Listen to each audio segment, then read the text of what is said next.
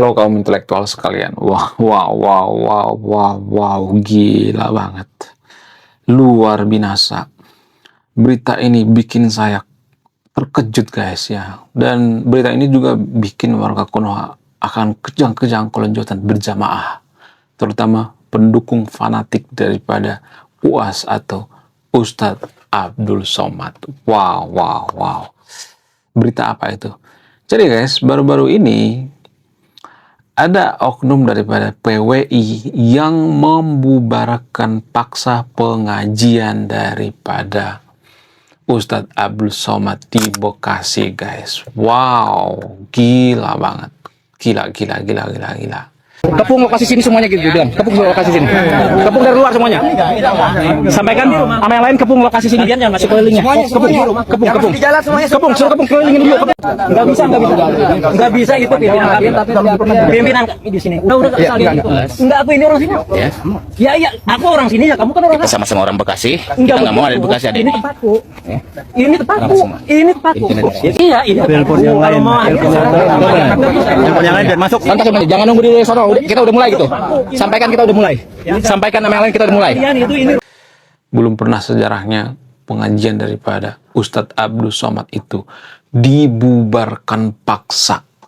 Tapi beberapa hari yang lalu pengajian daripada Ustadz Abdul Somad dibubarin paksa. Wow, what's wrong? Ada apa?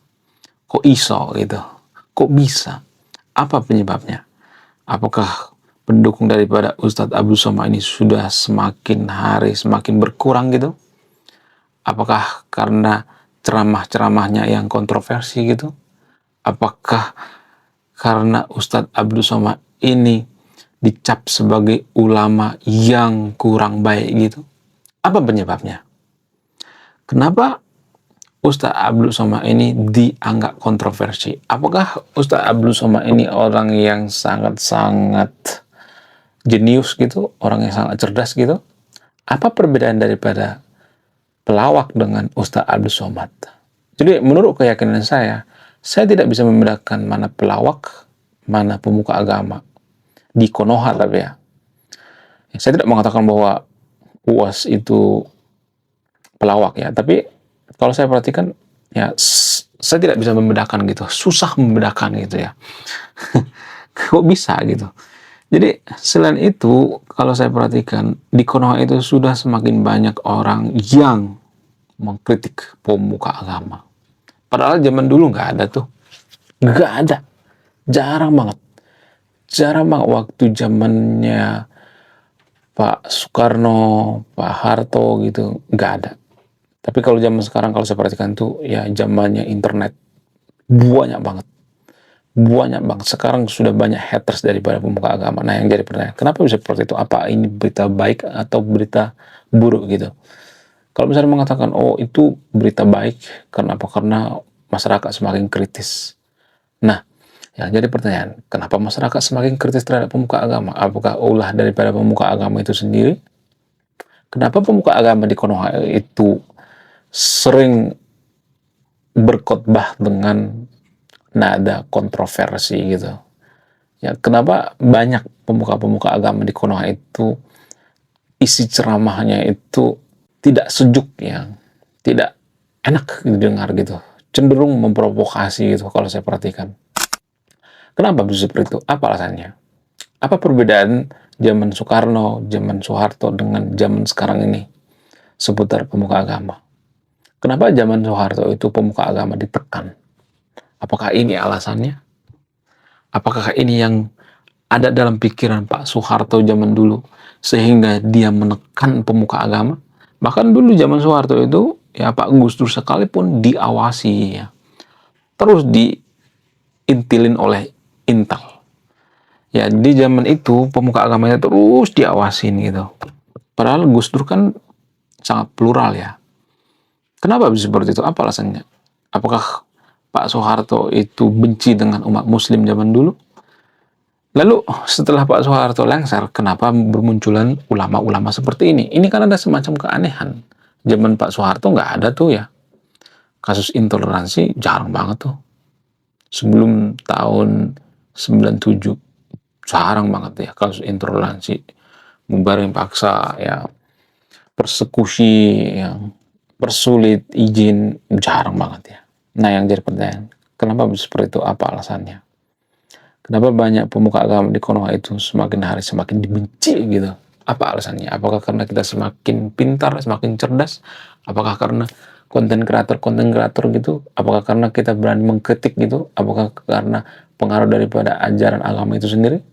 Bagaimana fakta yang sebenarnya? Bagaimana kronologi pembubaran paksa atau dugaan pembubaran paksa pengajian daripada Ustadz Abdul Somad? Jadi kronologinya, nanti kalau saya ngomong apa adanya, pasti banyak warga Konoha yang kejang-kejang kalau sudah berjamaah. Jadi bagi teman yang nonton video ini, kalau Anda bukan kelompok yang radikal, maka mungkin Anda tidak akan kejang-kejang kelanjutan berjamaah. Nah, yang jadi pertanyaan, berita apa itu? Beritanya adalah, atau kronologinya adalah, belum kita lanjut. Jadi guys, kemarin ada yang nanya, lu apa sih kontribusinya bagi negara ini? Lu cuma ngebacot doang, gak ada kontribusi. Nah, kontribusi saya ini guys ya, saya nulis buku.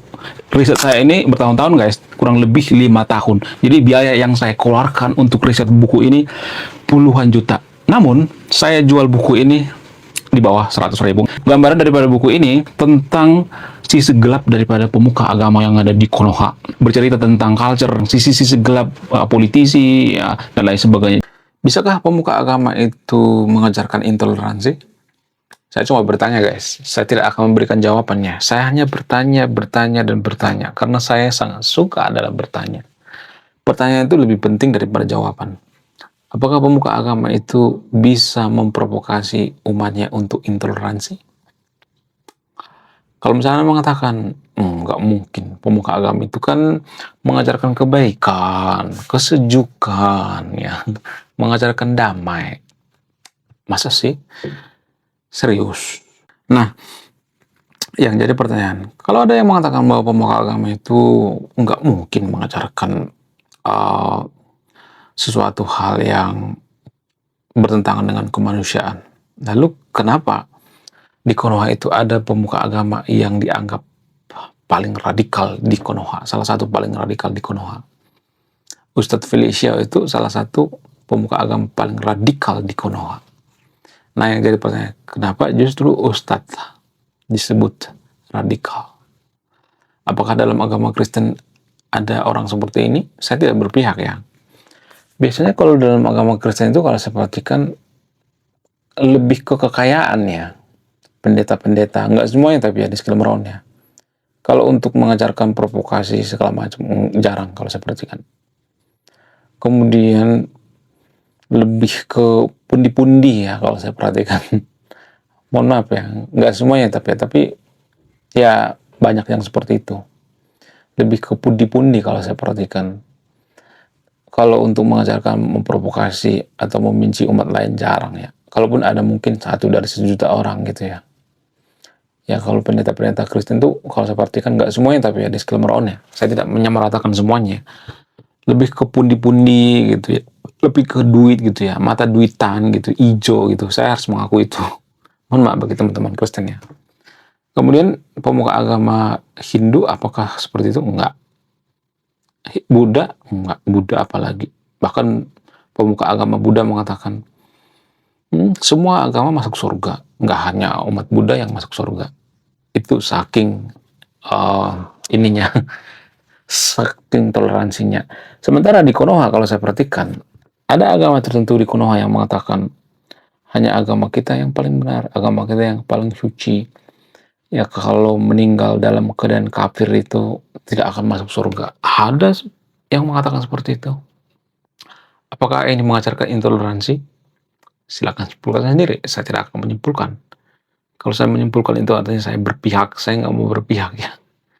Kemudian selain itu, kalau kita perhatikan, kenapa kejadian-kejadian seperti ini sering terjadi, seperti pembubaran paksa, orang lagi pengajian gitu ya, orang lagi ceramah gitu ya, dibubarin paksa seperti yang ada di Bekasi ini.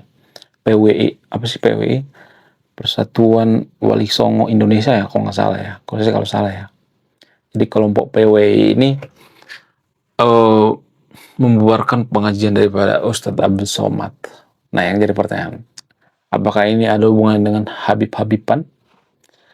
Jadi ada dugaan yang mengatakan kelompok PWI ini membubarkan pengajian Ustadz Abdul Somad itu karena Ustadz Abdul Somad diduga membela Habib. Wow. Luar biasa. Apakah itu mempengaruhi atau tidak? Bagaimana fakta yang sebenarnya? Jadi guys, yang mohon maaf ya bagi pendukung Pak Ustadz Abdul Somad. Kalau kita bandingkan dengan strata atau ukuran pemuka agama lain, misalnya seperti Buddha misalnya, apakah Ustadz Abdul Somad ini layak disebut pemuka agama? Enggak. Jadi kalau diuji, dites gitu ya satu-satu ya, semua pemuka agama di Konoha banyak yang gagal guys. Kalau misalnya ada tesnya gitu, kalau misalnya ada standarnya gitu, pasti banyak yang gagal. Kenapa? Karena nggak memenuhi kualifikasi. Di Konoha itu kan viral dikit langsung banyak yang suka gitu.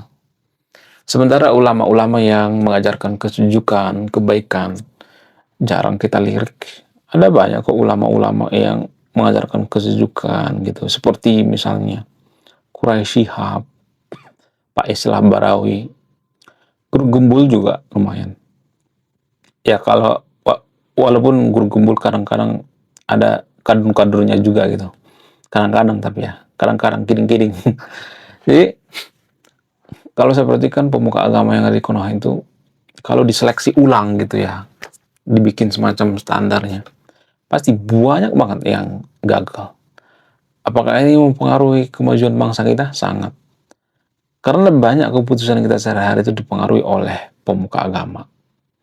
Kenapa di Konoha banyak orang yang radikal? Karena banyak pemuka agama mengajarkan radikalisme.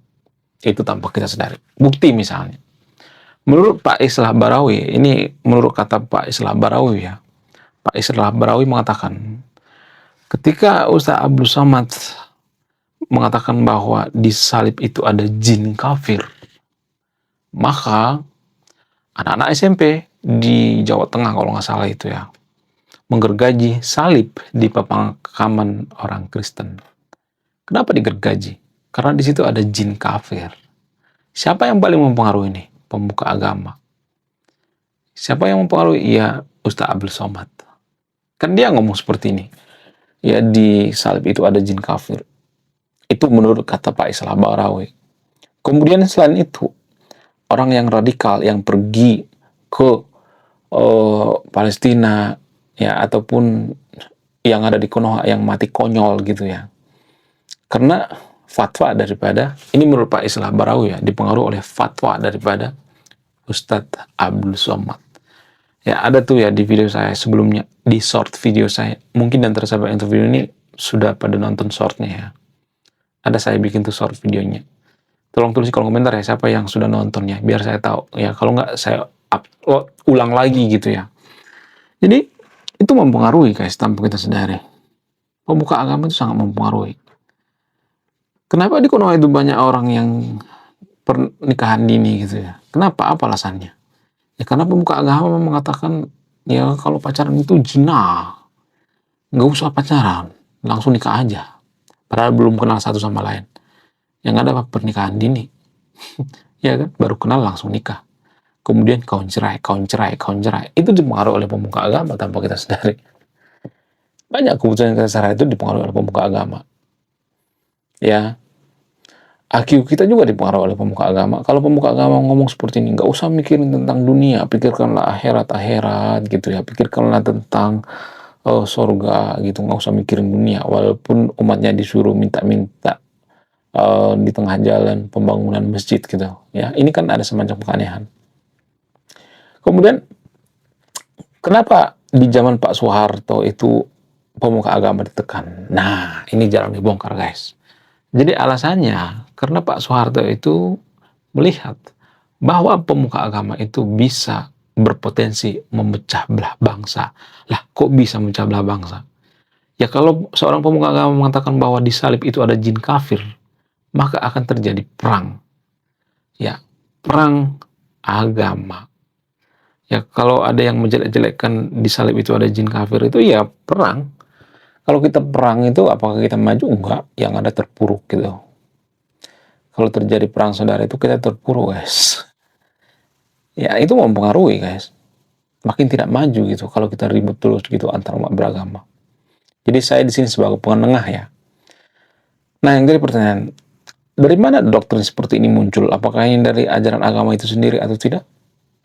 Silakan simpulkan sendiri. Saya tidak akan menyimpulkan. Siapa yang mempengaruhi Ustaz Abdul Somad radikal gitu? Kalau misalnya ada yang mengatakan dia radikal gitu. Pak Islah Barawi mengatakan bahwa Ustaz Abdul Somad ini menciptakan orang-orang yang radikal di Konoha gitu. Nah, yang jadi pertanyaan, apakah pemuka agama itu mempengaruhi? Pengaruh banget, guys. Tapi saya tidak memojokkan pemuka agama tertentu di sini atau semua pemuka agama. Jadi gini, pemuka agama itu kan kalau sifatnya jahat, maka dia akan ambil ayat-ayat tentang kejahatan, ayat-ayat berang gitu. Kalau dia baik, maka dia akan cari ayat-ayat yang baik, ayat-ayat yang sejuk gitu. Itulah alasannya kenapa di zaman Pak Soeharto, pemuka agama itu tekan. Siapa tahu mereka ngambil ayat-ayat dari kejahatan gitu ya. Supaya tidak ada seperti Ustadz Abdul Somad yang mengatakan di salib itu ada jin kafir. Itu tujuan daripada Pak Soeharto. Bukan berarti saya penyepung Pak Soeharto. Pak Soeharto juga ada punya banyak dosa kok. Tanpa kita sadari, saya bukan berpihak pada Pak Soeharto. Dan itulah yang diberantas oleh Soeharto zaman dulu ya. Sehingga kita membenci Pak Soeharto karena Soeharto itu menekan pemuka agama gitu ya, bla bla dan lain sebagainya ya. Menurut kalian gimana? Coba tulis kolom komentar ya. Apakah Pak Soeharto dalam ini jahat atau tidak? Silahkan simpulkan sendiri. Saya tidak akan menyimpulkan. Oke guys, sekian video ini. Terima kasih sudah banyak memahami. Saya tidak akan berpihak pada di video ini. Saya tidak memojokkan agama tertentu di video ini. Saya mengajak yang untuk berpikir rasional. Sekian video ini. Terima kasih sudah banyak memahami. Saya kaum intelektual. Salam rasional.